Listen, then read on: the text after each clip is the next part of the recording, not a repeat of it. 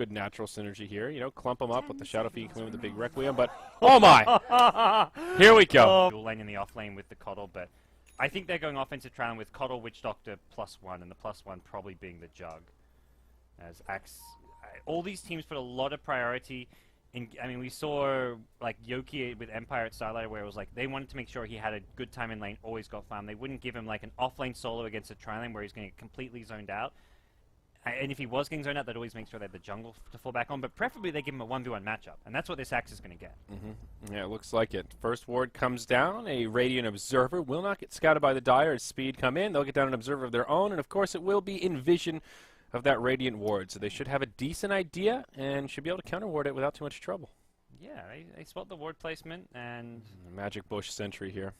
Both those exact wards getting scattered out here, so they know what's going on. Chen has got sentries. Okay. Both of those, but dewarding is going to be tricky because if it is an offensive tri-lane, they're going to block some more camps as well. It should be ideally. I feel like you need to save a sentry to like deward the deward. So like when they counter that magic bush, you can basically re-sentry it. Yeah. Now we'll see another ward come down. Just an observer giving some vision into here. Okay. And battle the top rune. Let's see. Air. Might leave it for Kaka. They'll get another ward down on the high ground. Bounty up top goes to the Radiant. And down bottom it will go to the Dire. Queen of Pain. Getting that extra little bit of experience in gold. Okay. So it seems to be gaming not entirely sure what they want to be doing with these lanes. The musical lanes here. starts bottom, then they're like, I mean, you can see HGT. They completely dodged the off. They sent their tri-lane top to dodge this Coddle Jug Witch Doctor lane, and now it's like, well, let's see what it's going to end up as, because it's I think HGT realized they were going to get outlaned if they had Axe 1v1 against Darkseer, and the tri-lane versus tri-lane, that wasn't going to work their way. Yeah. So it does end up Darkseer Axe down bottom. Shen ends up in the Radiant jungle, and yeah, Lion moves mid to help ZSMJ, where it will be a Quap Witch Doctor on the Dire side. So then up top, that leaves us with another lopsided lane here. That'll be Air on the Brewmaster, and Jug getting aggressive nice and early on. They've got the mana leak, could force out a stun, but no, Jug will not pursue into it.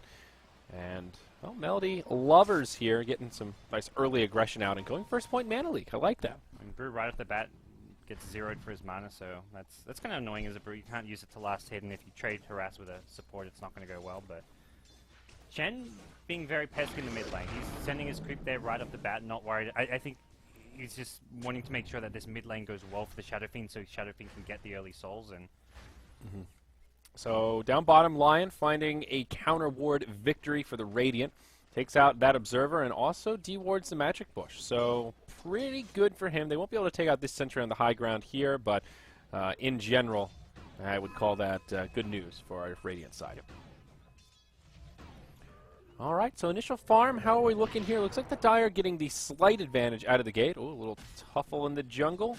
Pretty Hall getting poked by the Witch Doctor, but they're just trying to make his life difficult right here. And so far, they've been pretty successful. Chen's still only level 1, and we talked about that new timing. Going for that fast level 3, and already off to a slow start. And I think for the most part, Chen's like, well, I'm not going to get a whole lot of farm or get a whole lot done, but just helping Shadow Fiend in the mid lane. SF, couple CS ahead of the Queen of Pain right off the bat, and once SF is now level 3, has Bottle coming out, it gets a lot easier as far as the mid lane's concerned. Well, we see a rotation down bottom onto Axe. Wild Wing Ripper in the front lines. Not really the creep you want to get aggressive. And just like that, HGT will move back to farming. They've rotated Air down bottom, and that'll put Icy's Darkseer now into the off lane. It's been musical lanes on both sides of the coin, Parker. Yeah. I think, yeah, ultimately they realize Chao Yu on this Axe, Chao Yu on the Juggernaut, they want to give him some farm, but they also want to make sure the Axe does at least get somewhat of a good start. So he seems to be doing all right here. Seems like Speed getting the small edge out of this early lane shuffle, like a 400 gold net worth lead, 500 experience, something like that. Nothing too crazy, but looks like they've had to shuffle just a bit less. Jug and Shadow Fiend farming on point with each other. They're putting so much emphasis on like destroying this Chen's jungle right now. Like, the Witch Doctor keeps walking on in, poking and prodding, and Lion's even coming out to just help the Chen pick up creeps right now. Well, down bottom, Air. He'll get his mana leaked, but stays safe under the tower, and no real initiation to follow up. X going for kind of a hybrid build here. 1-1-1, holding on to that 4th point. And there you go, gets it in counter Helix. Oh, now initiation onto Air. Berserker's call to get things started, but the stun from Lion stops him dead in his tracks. No first blood here as Coddle throws out the ponies. Illuminate to clear out the creep wave. Okay. Axe, it's got, with that Coddle support, should have a pretty good time in the offlane now. And as far as lanes go, I think HGT, it's all about the Shadow Fiend mid, give him the good start. For Speed Gaming, they're much more about the Axe Jug. They're not too worried about Queen of Pain as far as, or even about, I don't think they've got the ability to shut down their death. But mid lane, ZSMJ. First blood, nice rotation coming in from the Witch Doctor, and take them down nice and fast. And I think the SF thought, he's like, wait, why is this Queen of Pain fighting? It's like, I'm going to win this fight, and then the Witch Doctor cast come flying in. Yeah. The coconuts get him.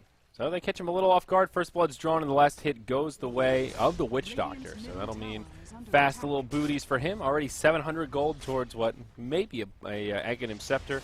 So we'll see what he wants to grab. Might want to stop off for an urn here. Way ahead. You never know. Hey, we've seen Witch Doctors go brown boots into Ags before. It's possible. When you get a start like that, I mean, if you can pull out the Ags at like 20 minutes or something, why not? It's pretty game-changing. Yeah. Okay, so Axe and Darkseer, how are, Jug and Darkseer up in the top lane. How are they looking? Pretty good. Jug actually the last hit leader right now, so he's having a pretty damn good time in this safe lane. Right now the aggro try continues for speed down bottom. Coddle just blasts and illuminates over the tree line. And they've got the Witch Doctor joining the party now with second point in that voodoo, or paralyzing cask rather. So ready to fight if they find the opportunity. HGT tunneled up pretty well here, Air, with very good positioning. They may dive onto Kaka. That'll be a cast to start it off. Out comes the Axe, and oh boy, that's a missed stun. That'll be a kill onto the Lion. Now the initiation from Air right onto Keeper of the Light. The tower finishes him off. The heals from the Voodoo Restoration, not quite enough. And that'll make it a 1-for-1 with Air picking up a kill by himself. I win the Axe did really nice job. He held onto the call to get the first kill, dodges the stun as well. I mean, it looked like a kind of derpy little stun, but that was Iwi was trying to just hold on that call as long as possible, and then gets a really nice play there, but yeah, couldn't quite keep the Coddle alive. Yeah, it was pretty close. The Voodoo Restoration, if it was level 2, possibly could have been enough, but yeah, definitely a close call there. This top lane gets really hard for Darkseer now. Jug's hit level 6, has a bit short amount of the Omni Slash, but at this point you can't go near because you can't. Surge is not an escape. You surge away from Creep Wave and it sets up a full Omni Slash, and it looks like Icy at top is, well, mid lane as well. ZSMJ, oh, gets initiated on. The Queen of Pain unloads the ultimate. Uh-oh, here we go, and yeah, right back onto Icy. Can he surge away, eating a tango? He's pretty damn low, but the Omni Slash and the Phase Boots, more than enough to finish him off. And it's going to be Speed Gaming coming out ahead here as they get simultaneous kills across the mid and the top. Meanwhile, on the bottom now, Air goes in onto Axe, and like I said, makes it a 1-for-2 around the map as the Brewmaster finds a kill on his first split. Yeah. So the X skill's pretty nice. His blink timing is one of the most important timing for Speed Gaming in a lot of ways, but the fact Speed Gaming are getting a lot done in the other lanes, they've got 2 kills now in the SF, is really hurting him, and this Chen has just been so quiet. Pretty Whore has not really left his jungle, and all that early pressure has definitely worked out well, as we will see him and Kaka go for their first smoke gank, and I feel like this is a gank that is very important as far as succeeding. Yeah, he's got a Dark Troll and a Centaur, 2 great aggressive creeps to try to make these ganks happen. Quap, not the easiest here to try and lock down. She's got a Null Tally and Strength Treads on, so she is pretty tanky. You get the Hex, you get the kill. If you don't, well, yeah, you don't get the kill. Yeah, and it's hard because the creep wave's pushed up far. I was about to say good positioning from the Quap, but pokes a little too far forward. Now in comes the TP. It's the Witch Doctor. Quap will not live, and now the Witch Doctor's left all by himself, stuck inside of the ensnare. They'll look to chase him down. Courier flying through. Whoa, that's got a bottle on it. They won't be able to bring it down. It will just be a 1-for-0, and kind of a wasted TP from the Witch Doctor. He'll soak a little bit of experience here in the mid, but not going to save his fallen comrade. Yeah. So. Important gank as well, getting that. So the Queen of Pain's already level 7, farming well, so I think as far as, it's more just getting the SF back some momentum is going his way. And of course opens up a little bit of time for him to soak up some of that free farm. Down bottom, Air now struggling a little bit with the empty bottle and his ultimate on cooldown. Axe able to get nice and aggressive, pushes him back into the tree line. Will force out a TP as Lion on his way in. Axe ready and waiting for it, but gets hexed straight away. Now the Earth Spike. Coddle throws out an Illuminate, and uh-oh, that's a dunk. Axe finds the kill, but now Air in some trouble. He's going to be in dunk range. That's dunk number 2. It's a double for the Axe down bottom. And Speed Gaming once more pulling out a couple of kills. This is getting a bit out of control for HGT. And I feel like Little love kiss there. Invisible Quap. Pretty Hall says, that was funky. I'm just going to go ahead and turn it around. Actually misses the screen of pain, but there you go. Has the Sonic Wave. Secures the kill. 7-3 now. Speed Gaming pull further in the lead. Whoa, NT. He'll get aggressive at ZSMJ in the tower. That was awkward. A couple of Shadow Races will bring down the Witch Doctor. That was maybe not the play. That was awkward. Okay, a little birthday present there for the Shadow Fiend. ZSMJ will take it. Yeah, I mean, turns it into a one-for-one trade with Chen for the Witch Doctor, so... Yeah, but still... Being much better for SMJ on the You look at that net worth graph, though. It's about 4,000 in favor of Speed Gaming. Experience about half that at about 2,000. Pretty scary lead for 9 minutes in. Well, that double kill for the Axe guarantees a tower and pretty much gives him, like... He got 1,500 gold or so out of that. His blink is very close. 100 gold away now. Scary stuff. Also the Jug, he's been pretty quiet as we've seen. That one Omni-Slash kill that he just picked up, but right into the Mask of Madness off the phase boots. Courier delivering the recipe right now, and he's ready to just move into the jungle. Aquila now coming up next with that Ring of Protection. It's pretty much everything a Jug could want in 10 minutes. Yeah, and you kind of talked about how he can go somewhat into the jungle. You can give that Witch Doctor lane if you want to try prioritize some farm on him or the Keeper of the Light. Either get the fast mech, the fast Ags you talked about. But these three heroes want to fight. I feel like Keeper of the Light, his damage output right now, combined with the Axe setup from a Blink Call, is where this lineup's going. Well, here we see down bottom, smoke rotation from Speed Gaming. Perhaps their sights set on the mid, where Pretty Haw's jungling away. And ooh, they may meet in the middle here, Parker. HGT ready to intercept. It's going to be the Axe going in. Call on two. Cask will start flying around, bouncing across all these heroes' air, trying to ultimate, but he just keeps getting interrupted. They may still find the kill on Axe, and they will. Split goes off. No interrupt will come out to stop that TP. Everyone else in retreat mode as they get the kill on Axe, and maybe one more. Now Melody Lovers left behind, hit by the Earth Spike, running out of mana, now running out of life as Darkseer gives him the old right hook. That trio of Smoke Gang just didn't have the ability to burst. I guess they could maybe burst him down if the Axe doesn't get Hex there, but even with the Hex, I think it's the right idea to go for that Smoke Gang, but they had to make sure they found someone other than the Brew, because that Brew split just turned that around. Yeah, and like you said, they even had a pretty much best case scenario in terms of at least like 3 times at that long cast point. Mid lane, we'll see the ultimate from Quap come out on his ZSMJ. They secure the kill there. Now Darkseer on his way in, but a Death Ward from the old Voodoo Man almost finishes the kill, but it is Queen of Pain that'll come in with that last auto attack and make it happen. Double in the mid, and they might not be done yet. Kaka and Pretty Hall behind the tower, but look who it is. It's the Juggernaut. He's ready to fight. He's got an Omni-Slash. It's only level 1. He'll get stunned under the tower. Now, Chen there with a Centaur. The next stun, Cask flying through. Casket moves right back into the creeps, and the Centaurs, they'll be the ones that take it. Bounce into the, the heroes again. Axe comes over, dunk on 1, finds the kill on 2. And now they'll find another 2-for-0 trade following that first fight. Still holding on to the Omni-Slash, and now they'll claim a Tier 1 tower. Such a good time for the Jug to come get involved. And that's kind of what they're missing if they want to try and fight into the Brewmaster split, which is on cooldown for now, quite importantly. And SF going for this Midas, he's not ready to fight. He's playing for the late game. And I think this is an okay Midas game just because it's like, it's one of those things where the decision's all about, you've got 2k gold, is there an item that can make you have a better impact right now? And it's like, well, potentially the mech, but you've got another mech buyer in the Chen. And Chen's going to have a mech. Darkseer's Darkseer's going for the mech. So yeah, Darkseer will have it a little bit later, but he's pretty close. That's a mech recipe, not a buckler recipe. So he's actually like 100 gold away. HGT now with the aggressive smoke. They're not going to make it in time. Roche falls, uncontested. Speed Gaming get an Aegis of the Immortal on the Jug. Now they'll fight. Jug in the front lines. Axe as well. Sets up for the Coddle. 2 fall quick. Now ZSMJ goes down as the 3rd. Air trying to zone out the Keeper of the Light. He'll be successful in that, but it's going to cost him his life. Juggernaut will finish off the Darkseer. There's your primal split, but let's be honest, does it really matter here, Gods? Sure, he'll bring down the old man, the geriatric Dota, if you will, a 1-for-4. But this possibly, one could very well be a 1-for-5. Here comes the Axe and Witch Doctor, and I don't think he's got the blink. He's going to try and buy it from the shop. No, he's got the blink. He had it before that, but he just couldn't get it off in time. And now he's going to be locked in place. The dunk is there, and it's a full 5-man wipe as Speed Gaming gets some serious momentum. Yeah, that was just a game-winning fight there in a lot of ways. And HGT not out of this one just yet, but that was such a huge swing. Trying to still go in after the Aegis. Speed Gaming's positioning, they were running right at HGT, kind of maybe expecting the Smoke Gang, but they had the Jug in the front lanes. Even if he doesn't get that spin, his spin reaction was perfect, but he had the Aegis anyway, so even if they kill him, it wouldn't have mattered. He would have had that second life, and they would have had to use a lot just to bring him down once. Yeah, so now Axe getting a lot of momentum. He'll grab a Blink Dagger, and a Vanguard is his second item. So just tanking up a little bit, getting that HP pool still very early on.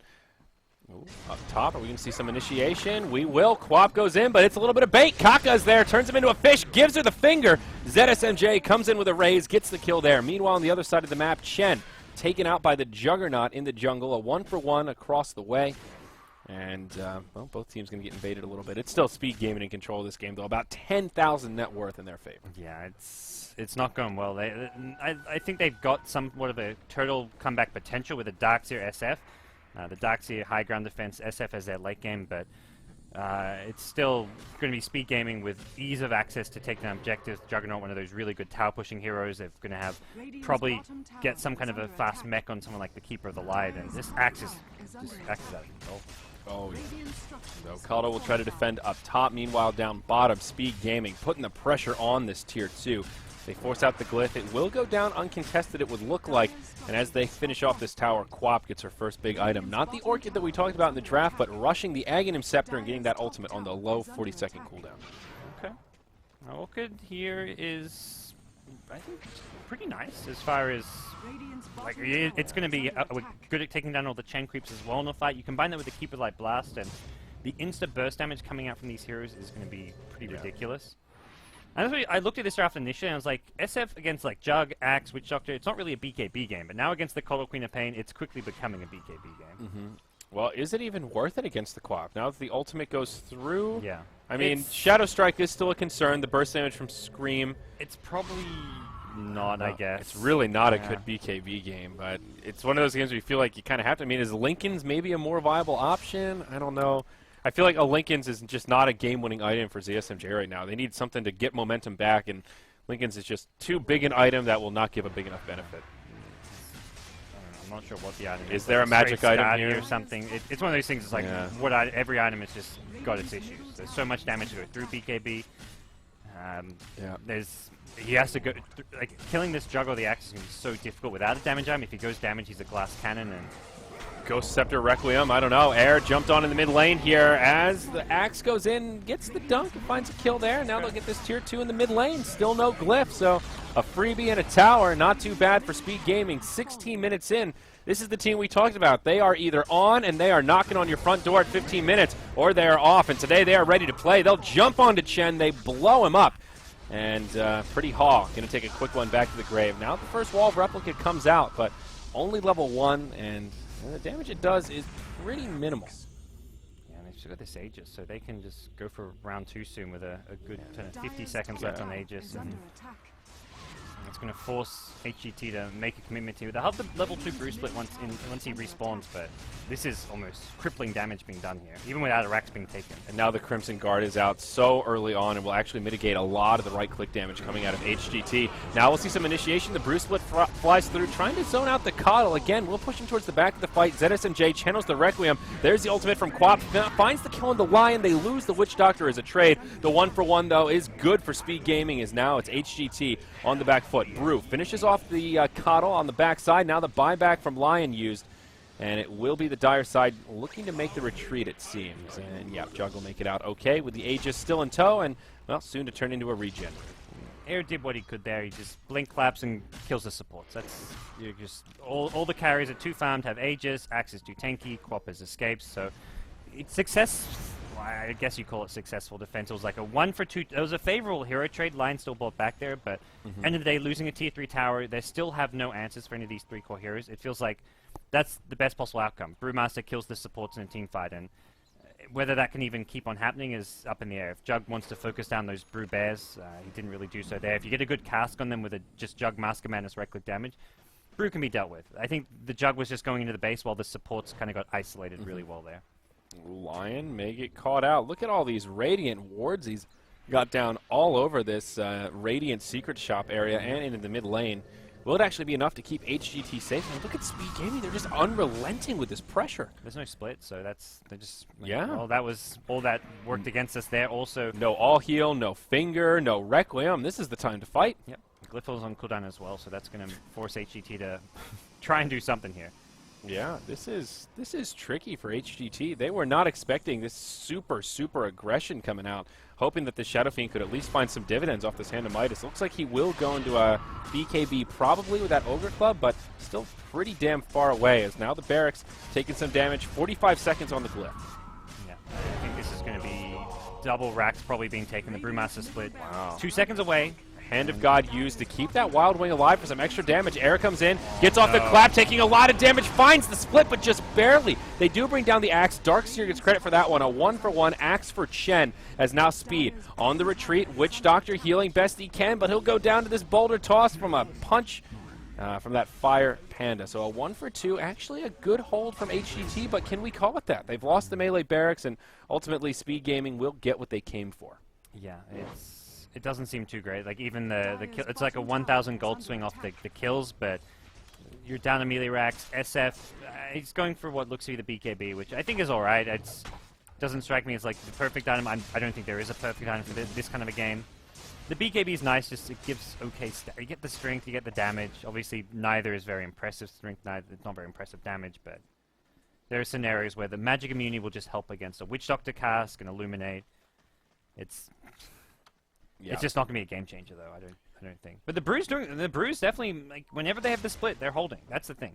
The split came up when the melee rax was already down. That was like a 5. If he had that split 5 seconds earlier, would have been they maybe hold. But again, Speed Gaming just respawn and then they go again. The Keeper of the Light with the relocates, helping them just get around the map a lot faster. And he's got a mech coming out pretty soon here. Coddle about 200 gold away, so that's going to be another big asset for Speed Gaming here. The Witch Doctor went for Arcane Boots and now has an Ogre Club, either a BKB or an Aghanims, either or, not closing in anytime soon. And Quab now picks up a Perseverance. Could be the beginnings of a Lincoln's coming out here.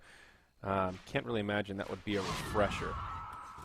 Probably not with the Sonic Wave. You already get the shorter cooldown. At first I was thinking not an obvious Lincoln's game, but it's one of these games where anything that it absorbs is pretty big. You got Boulder Toss, Hex, Finger, pretty serious spells. Yeah, the main one is the Line Hex, especially when Line gets a Blink Dagger. The Blink Hex as the or even just like a Hex offers a smoke gank. You can't really react fast enough, so you stop a Hex, it saves your life. You get Hex. I mean, it was the kind of the same thing when they ganked Quap Mate. It's like that Hex getting off is what's going to kill the Quap more than anything. So Jug looking to be aggressive. He's now got the Skull Basher to go with his Manta-style Mask of Madness. I think undoubtedly looking for that Abyssal Blade at some point. But adding a little RNG now to his crit. Now has the chance to bash. And that damage output just keeps climbing. Now hitting for about 200 a pop at base. That's pretty scary. And Kato will actually get the mech delivered. So Speed slowing down the tempo a little bit. HGT, I guess, getting a little bit of room to farm, but not closing that gold graph at all. It's kind of plateaued around that 12, 13K mark. So both teams just farm up this next round of core items.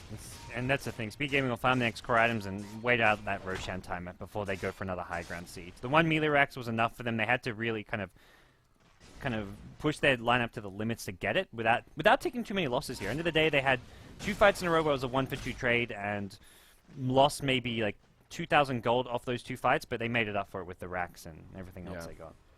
So a little unfortunate for the Dire. Roche had a pretty long respawn, pretty close to the max, about 30 seconds off. Witch Doctor camping it out, recognizing it could be spawning at any moment, but slowing down their timing just a little bit. Not the end of the world, but not ideal. As Darkseer, well, now gets a Blink Dagger to go with his mech. He also finds level 11, so Wall of Replica coming online here. Lion. He hasn't got his blink yet. Oh, that's an Omni Slash. That's an easy kill for the Jug. And one of many reasons why this hero is no fun to play against. You catch somebody solo, and, well, that's an easy kill. They think the thing is, HGT think Speed Gaming and just going Roshan. The fact it's such a long Roshan time, it means Jug just gets a kill like that, and then he's going to go back to Roche later. HGT have no interest in contesting Roshan right now, because Jug had been missing up the map, and they were just trying to farm lanes. They were like, okay, they're Roshing, let's get what farm we can. I feel like they have a general interest, but I just don't think they have the tools to do anything about it. You know, they'd love to contest Roche, but how do they even go about doing it? I guess with the split, maybe there's a chance. Darkseer does tend to thrive in the pit. Like, if you get a really good vacuum wall, maybe, just maybe, but even Speed, they have a lot of AoE abilities that really shine in the pit as well. Witch Doctor, Quap, 2 great heroes in that small area. Even Axe, you know, setting up for the Berserker's Call. DD Jug's going to bring this down very quickly. Yeah, so they will get a little bit of a ward victory here. Dire side getting the vision control. Well, both sides just taking out each other's vision around the pit. And like, for Dire, that's an advantage. Like, Chen Creep's going to go in, but if you're blind, like, you actually don't know for sure then Roshan. They could be using Roshan as bait to, like, kind of what happened last time, although they did get Rosh first. You're hiding in the fog, like over here, all of a sudden there's a Witch Doctor with a Death Ward on the high ground and Axe taunting you.